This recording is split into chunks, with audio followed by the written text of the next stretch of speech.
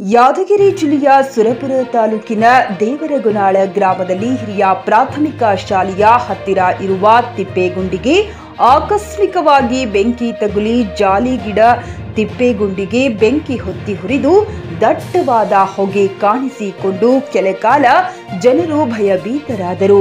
ನಂತರ ಸುದ್ದಿ ತಿಳಿದ ತಕ್ಷಣ ಅಲ್ಲಿದ್ದ ಯುವಕರು ಅಗ್ನಿಶಾಮಕ ದಳದ ಸಿಬ್ಬಂದಿಯವರಿಗೆ ಸುದ್ದಿ ಮುಟ್ಟಿಸಿದ ತಕ್ಷಣ ಆಗಮಿಸಿದ ಸಿಬ್ಬಂದಿಯ ತಂಡ ಬೆಂಕಿ ನಂದಿಸುವಲ್ಲಿ ಯಶಸ್ವಿಯಾದರು.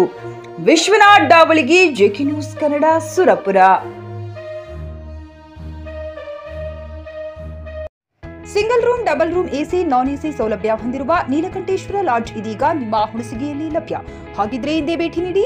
ಬಳಿ ಕಾಂಪ್ಲೆಕ್ಸ್ ಸಿನಿಮಾ ಟಾಕೀಸ್ ಎದುರುಗಡೆ, ಬಸ್ ನಿಲ್ದಾಣ ಹತ್ತಿರ, ಹುಣಸಗಿ.